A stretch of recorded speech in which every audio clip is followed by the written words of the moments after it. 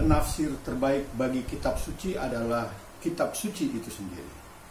Penafsir terbaik bagi Alkitab adalah Alkitab itu sendiri. Mari kita berdoa. Bapa di surga, kami akan mendalami firman-Mu. Ini kami dengan Roh Kudus-Mu agar kami memahami kehendak-Mu. Dalam nama Yesus kami berdoa. Amin. Shalom. Senang bertemu kembali dengan saudara-saudara. Saya Reinhard Samakhasil. Kita akan mendalami Alkitab dalam pendalaman Alkitab Rabu siang 26 Agustus. Dan mari baca Alkitab episode 12 yang kita akan dalami, yaitu kitab Kidung Agung dan 1 Timotius. Bacaan malam Rabu 2 September adalah Kidung Agung 2 ayat 16-17, dan bacaan pagi Minggu 6 September 2020 adalah 1 Timotius 1 ayat 12-17. Latar belakang, tujuan penulisan dan ciri kitab Kidung Agung akan kita bahas sebelum membahas pasal dan ayat bacaan kita, yaitu Kidung Agung 2 ayat 16-17. Latar belakang Kidung Agung, saya mengambilnya dari buku karangan saya, Amsal dan Kidung Agung. Kitab ini terdiri dari 8 pasal bersama dengan kitab Mazmur, Amsal, Pengkhotbah dan Ayub. Kitab-kitab ini disebut kitab tulisan-tulisan. Sekitar tahun 960 sebelum Masehi, diyakini sebagai waktu penulisan kitab ini. Tema sentral kitab ini adalah kasih dalam pernikahan. Secara harfiah, nama Ibrani kitab ini diterjemahkan nyanyian atas segala nyanyian, atau suatu ungkapan yang berarti nyanyian yang terbaik. Karena itu kitab ini dianggap sebagai nyanyian pernikahan terbaik yang pernah digubah. Salomo dianggap sebagai pengubah Kidung Agung ini.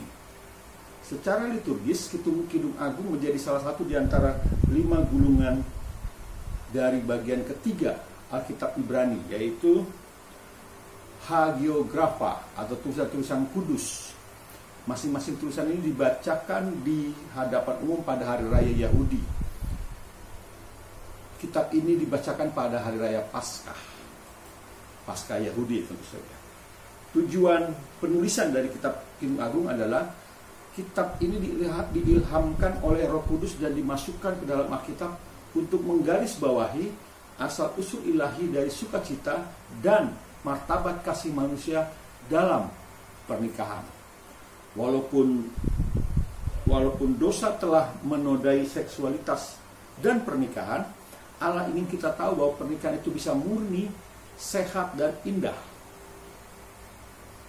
Karena itu Kidung Agung memberikan model yang bersifat memperbaiki di antara 2 ekstrim dalam sejarah. Yaitu ekstrim pertama, peninggalan kasih pernikahan untuk perilaku seksual yang tidak wajar, yaitu hubungan homoseksual atau lesbian, dan hubungan heteroseksual sepintas di luar pernikahan. Hubungan yang bukan di dalam pernikahan, hetero, antara laki-laki dan wanita. Yang kedua, pertapaan atau selibat, yang seringkali secara keliru dianggap pandangan Kristen terhadap seks, yang menyangkal kasih jasmania dalam hubungan pernikahan. Itu 2 ciri ekstrimnya. 4 ciri utama Kidung Agung. Tadi latar belakang dan tujuan penulisan. Sekarang 4 ciri utama dari Kidung Agung. Yang pertama, inilah satu-satunya kitab yang khususnya membahas kasih unik di antara 2 orang mempelai. Seluruh kitab ini melukiskan masa bercumbu-cumbuan dan kasih pernikahan, khususnya kebahagiaan orang yang baru menikah. Kitab ini merupakan karya sastra akbar yang penuh dengan kiasan sensual yang sopan, terutama diambil dari alam. Aneka metafora dan bahasa deskriptif melukiskan perasaan kuasa dan keindahan dari kasih pernikahan yang romantis, yang dipandang murni dan suci pada zaman Alkitab ini ditulis. Ketiga, Ciri ketiga, kitab ini termasuk salah satu dari sejumlah kecil kitab Perjanjian Lama yang tidak dikutip atau disinggung dalam Perjanjian Baru. Ciri keempat, terakhir, merupakan satu dari dua kitab. Satunya lagi Ester. Itu Perjanjian Lama, kitab Perjanjian Lama yang tidak secara jelas menyebutkan Allah, sekalipun beberapa naskah berisi petunjuk kepada Tuhan.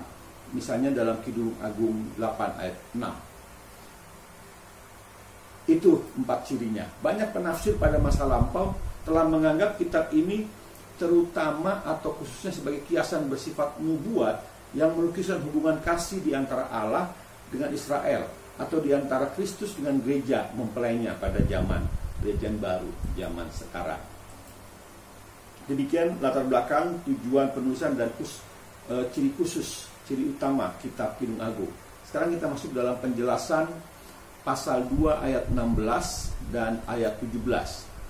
Ayat 16 saya bacakan dulu. Kidung Agung 2 ayat 16. Kekasihku, kepunyaanku, dan aku kepunyaan dia, yang mengembalakan domba di tengah-tengah bunga bakung. Cinta kedua orang kekasih itu satu sama lain adalah sejati dan bersifat monogami. Tidak ada kerinduan atau tempat untuk orang lain. Di dalam pernikahan harus ada kasih dan komitmen sedemikian rupa kepada satu sama lain, sehingga kesetiaan kepada pasangan menjadi yang terpenting di dalam hidup kita. Itu penjelasan ayat 16. Sementara ayat 17,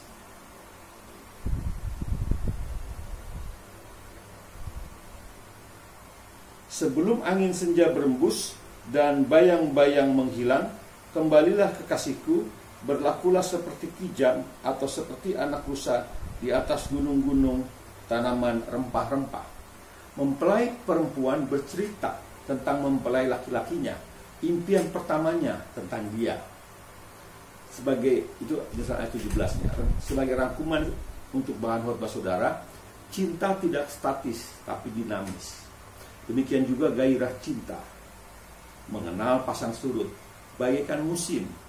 Di Eropa Amerika 4 musim, pasang surut silih berganti, masing-masing dengan unsur-unsur penting yang berkontribusi dalam pembangunan gairah itu. Pada umumnya, kaum laki-laki ingin cepat-cepat sampai pada keintiman fisik. Sang pria meloncat-loncat mencari kekasihnya. Gairah cinta banyak terfokus di tempat tidur. Perempuan pada umumnya cenderung pasrah dan kurang responsif dalam mengungkap gairah cinta, terutama di wanita-wanita timur. Sesaat mereka terpisah, beda dengan wanita barat. Sesaat mereka terpisah, sang kekasih perempuan menjadi tidak segan mengungkap kerinduan, keterhilangan, dan eksklusivitas hubungan mereka. Hubungan yang sehat harus menghadapi kerikil-kerikil kecil dalam tanda kutip yang bisa merusak kebahagiaan sejati. Hanya dengan hidup yang bertanggung jawab, sepasang kekasih dapat menikmati hubungan yang saling memiliki. Itu rangkumannya untuk bahan khotbah. Minta jemaat merenungkan ini. Dalam cinta sejati, ketidakhadiran pasangan hidup justru saat untuk saling menghargai lebih dan memupuk pengembangan diri. Demikian pendalaman Kidung Agung 2 ayat 16-17. Sekarang kita mendalami 1 Timotius 1 ayat 12-17. Sebelum kita membahas 1 Timotius 1 ayat 12-17, kita bahas dulu latar belakang kitab 1 Timotius, tujuan penulisan dan ciri utama kitab 1 Timotius. Saya ambilnya juga dari buku saya, penjelasan atau tafsir dari Timotius, Titus, dan Efesus.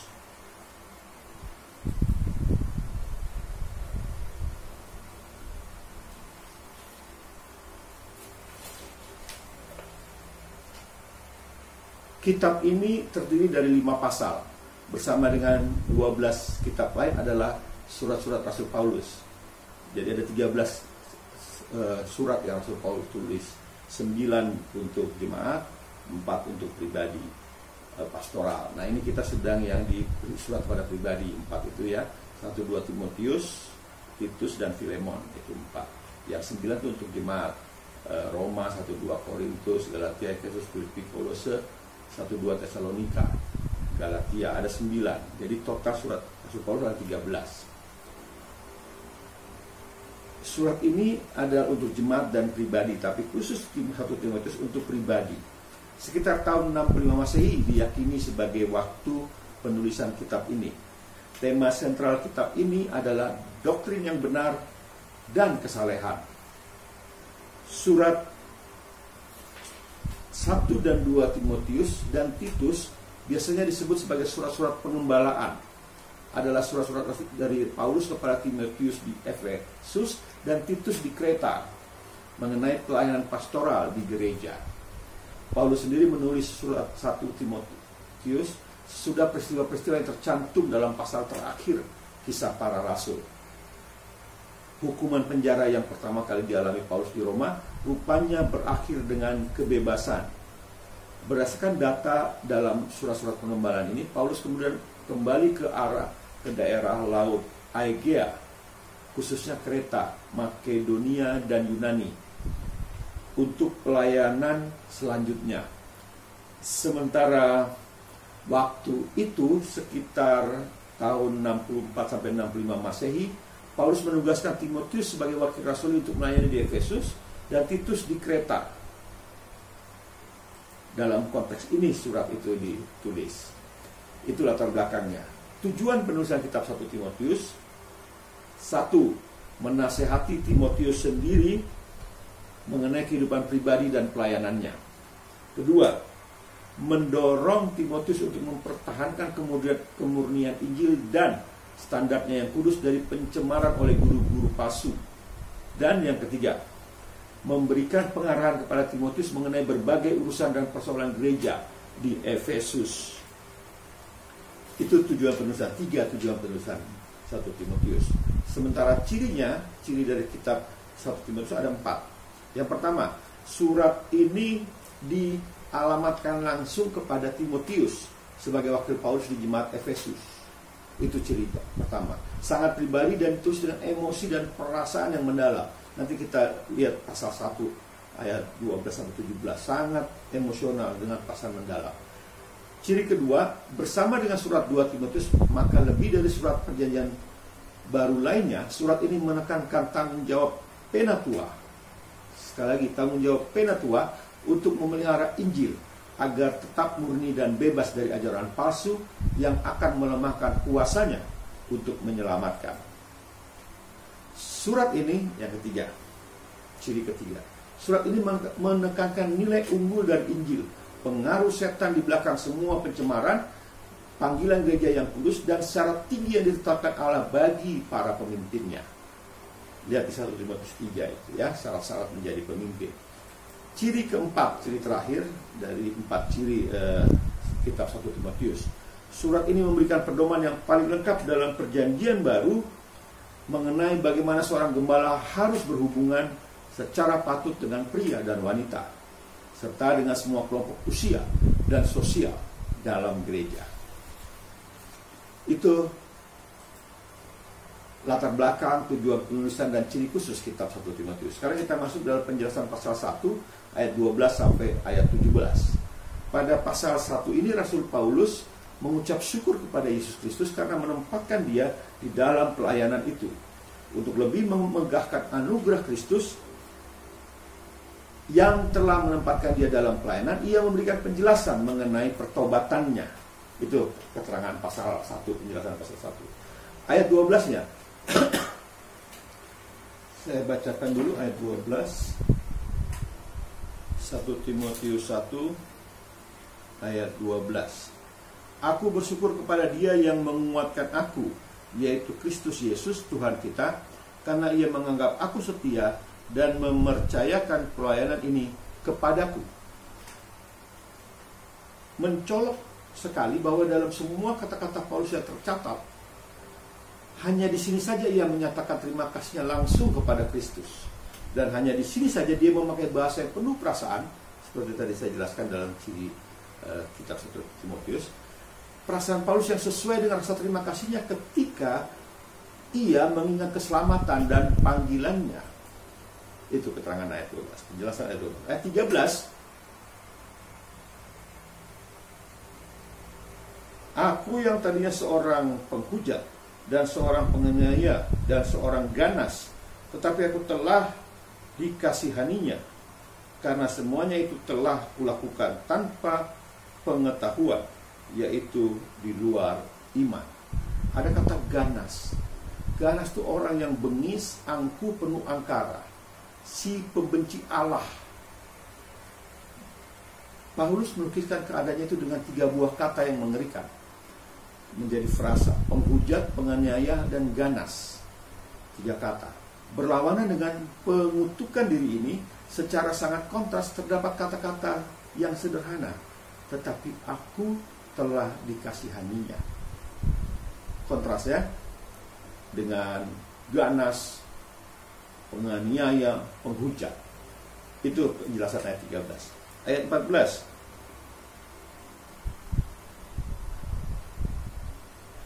Malah kasih karunia Tuhan kita itu telah dikaruniakan dengan limpahnya kepadaku dengan iman dan kasih dalam Yesus Kristus.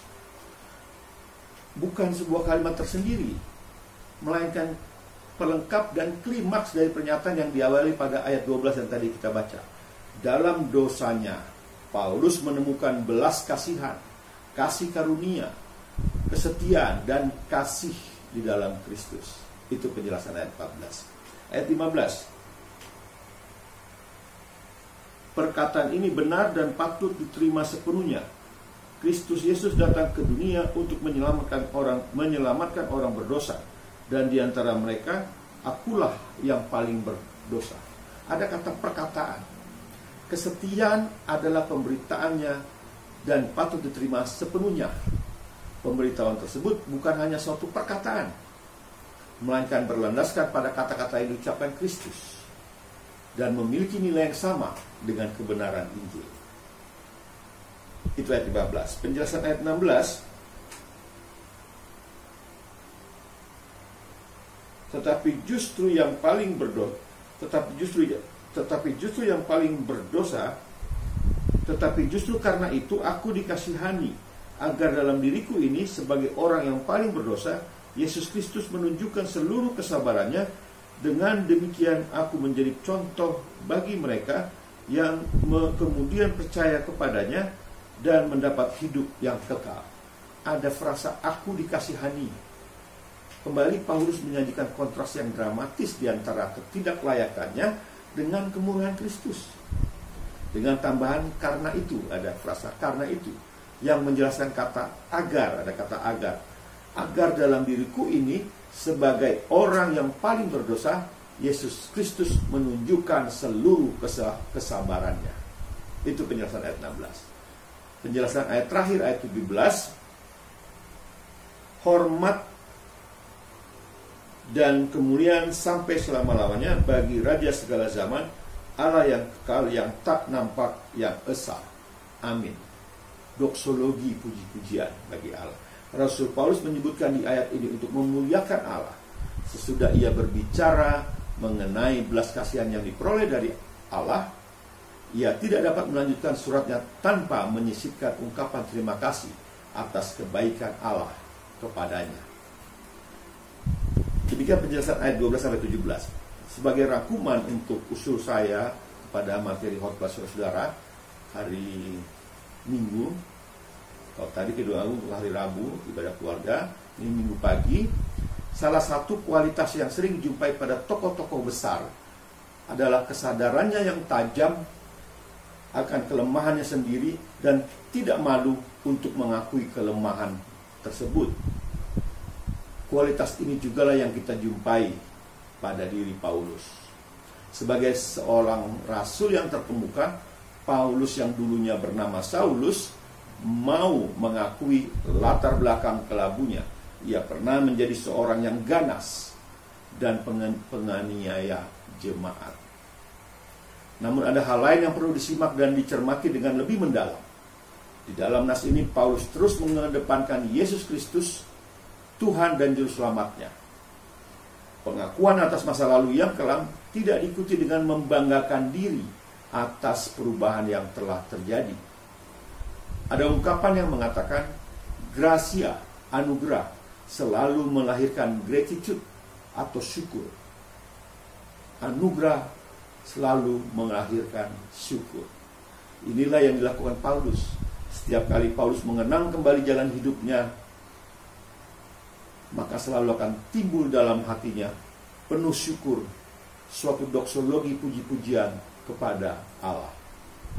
Minta jemaat merenungkan hal ini. Makin lama seseorang menjadi Kristen, makin besar kemungkinan datangnya godaan untuk menganggap keselamatan dan kasih karunia Tuhan sebagai upah yang pantas atas kesetiaan orang itu mengikut Tuhan. Anggapan ini adalah penghinaan bagi kasih karunia dan anugerah Tuhan. Seharusnya rentang waktu itu membuat kekristenan makin hari makin takjub, makin bersyukur dan makin bertekad untuk melayani Tuhannya. Demikian pendalaman Alkitab Rabu siang, dan mari belajar Alkitab episode 12. Selamat berkhotbah. Mari kita berdoa. Terima kasih karena Engkau telah membimbing kami mendalami Alkitab. Ampuni salah dan dosa kami. Dalam nama Yesus kami berdoa. Amin. Sampai jumpa di pengenalan Alkitab Rabu siang minggu depan, dan mari belajar Alkitab episode 12. Miliki buku-buku saya, hubungi nomor telepon yang ada. Salam sehat.